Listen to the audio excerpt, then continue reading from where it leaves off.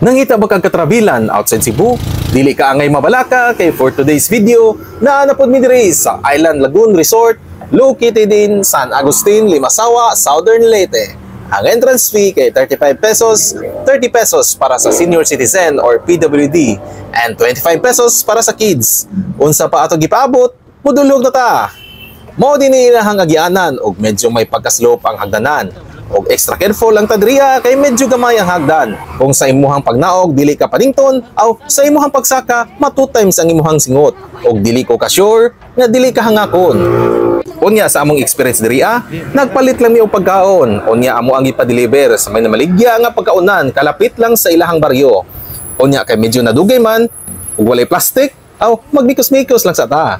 Kung ganahan ka magpabulad sa kainiton sa panahon, pwede kayo kamuabang sa ilahang floating mat for only 300 pesos. Good for 1 hour. Aside niya na, pwede pod kayo kamuambak diriya. Unya kay hadlok man kog heights, aw mutan-aw lang sa ta.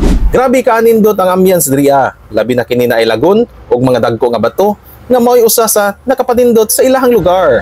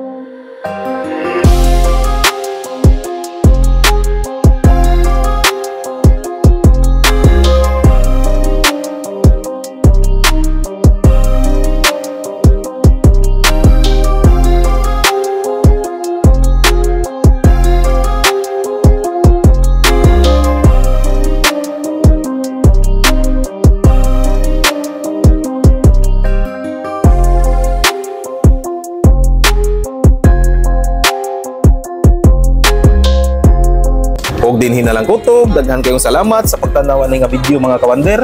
Sa kanunay uban ni ang pagampo o pagsalig sa kahitasan nga mao'y nagabay kanato sa ato ang matag adlaw-adlaw nga biyahe mga kawander. God bless.